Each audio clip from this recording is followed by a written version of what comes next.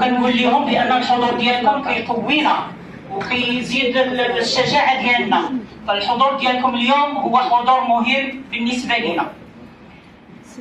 كنشكر كذلك سيد عامل صاحب الجلاله على عماله مقاطعه عين سبيع الحي المحمدي على المجهودات المبذوله ديالو من اجل تنميه واستقرار المنطقه.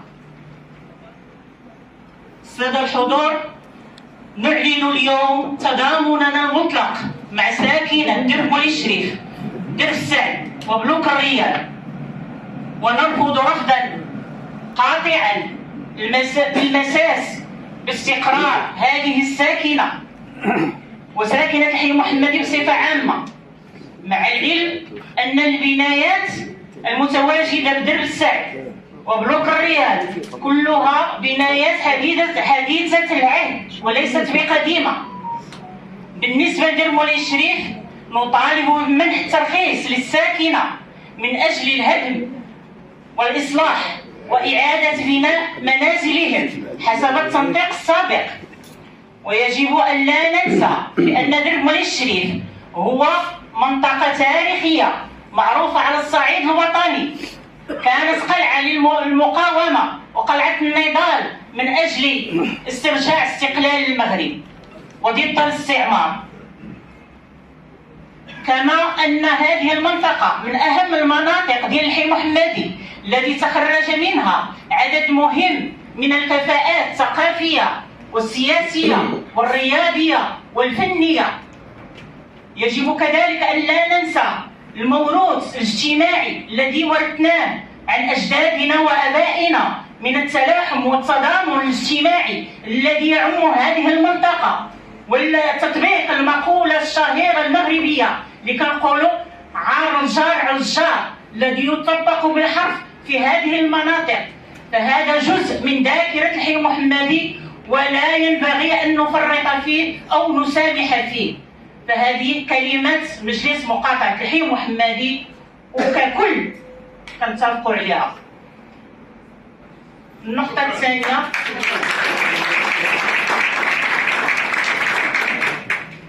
فاحنا معكم قلبا وقالبا الى اخر رمق في عروقنا وفي حياتنا، فالساكنه لها الاسبقيه ولها الاولويه عن كل شيء. فانتم الرموز ديال هذا الحي، انتم اباء ديالكم الاجداد ديالكم هم اللي ضحوا باش تكون البلاد مستقره.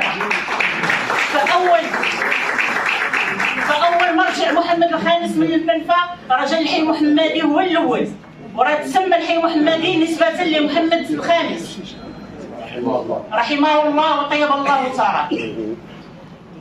نظرا لضيق الوقت كنمر النقطه الثانيه في تسميه التهيئه فيما يتعلق بالقوانين والتصاميم التي جاء بها تصميم التهيئه تجعل الاستثمار مستحيل ببعض المناطق في الحي المحمدي.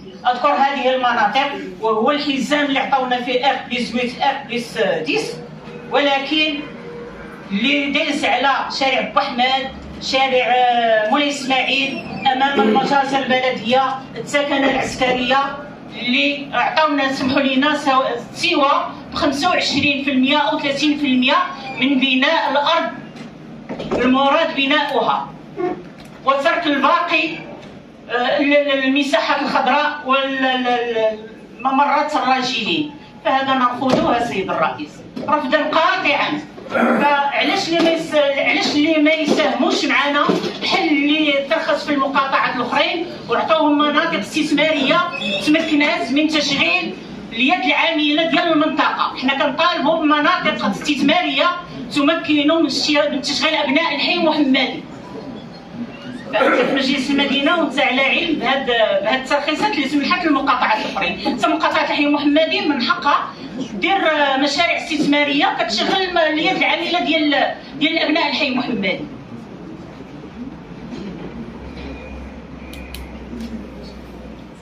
تشبثت بالمطالب التاليه، وهادشي كنطلبوا للسلطه المحليه ولا كتابه المجلس باش تسجل هادشي اللي كنطالبوا به.